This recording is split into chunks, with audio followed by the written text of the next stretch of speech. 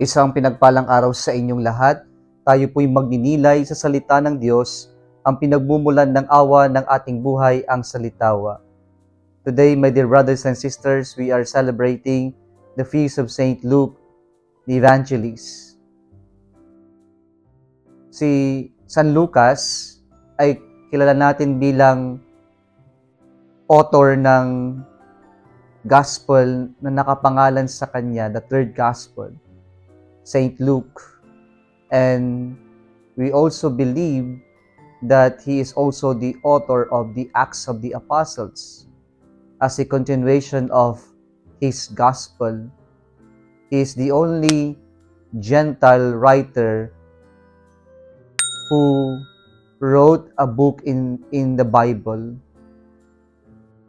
And we know Saint Paul first and foremost as a physician by profession. And in the Acts of the Apostles, we come to know that Saint Luke was a companion of Saint Paul in his missionary journey. Mga kapatid, ano nga ba ang klaseng kaibigan na mayroon tayo?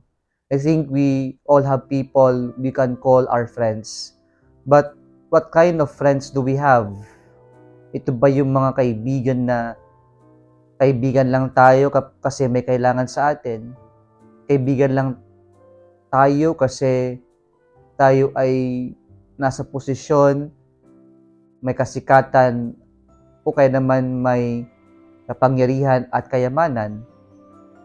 O kaibigan lang natin sila sa panahon ng ginhawa, pero nawawalang mga kaibigan kapag panahon ng pagsubok, ng hirap, o ng mga pighati ng buhay. My dear brothers and sisters, in our first reading today, Saint Paul in his second letter to Timothy describes Saint Luke as a faithful friend. Ito yung pagkakataon na si San Pablo ay iniwan ng kanyang mga disipulo nang siya ay nasa trial, nang siya ay inakusahan.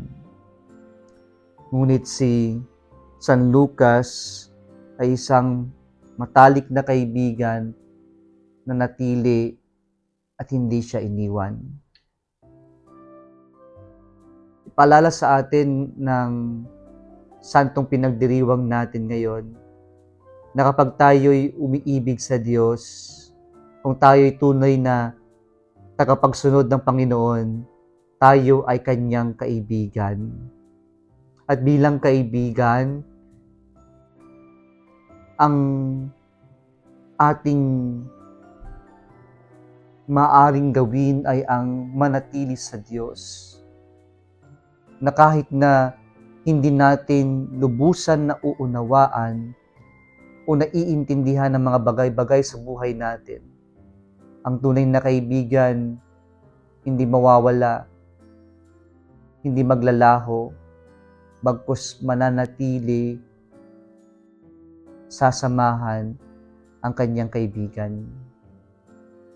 Ito si San Lucas at ito yung kanyang inspirasyon sa atin lahat, ang maging tunay na kaibigan. Sa ating ebanghelyo ngayon, narinig natin na si Jesus, kanyang ipinadala ang kanyang 72 disciples, and probably Saint Luke was one of the 72 disciples. At dito po sa kanyang pagsugo sa kanila, si Jesus ay nagbigay ng instructions, and we can pick up some of these instructions. Ang una po, God, our Lord Jesus Christ, sent them in pairs, 2 by 2. Paalala sa atin ng pagsunod natin sa Panginoon ay hindi isang o nag-iisa lamang tayo. Our calling to the Lord is not a one-person journey. Christianity is not about a one person responding to the call of God. We are not saved alone, but we are saved as a community. And so it is a good reminder for us that Christianity is always about community. Our faith in God is always about community because we believe God is a community of persons, of the Father, Son, and the Holy Spirit. Pangalawang instruction na pwede nating mapulot ay sabi ng Panginoon sa kanila, "Carry no money bag, no sack, no sandals, and greet no one along the way." Isa itong paalala ng pagtitiwala sa kabutihan ng Diyos at ng kapwa-tao natin. Ano pong pinapaalala dito? Pinapaalala sa atin ng instruction na ito na ang mga bagay sa mundo ay panandalian, transitory lamang. And so we have to use them as means or as tools so that we can be closer to God and use them to help other people. Ganun po yung pinapaalala sa atin ng ikalawang instruction. And finally, sabi ng Panginoon, "Into whatever house you enter, first say peace to this household."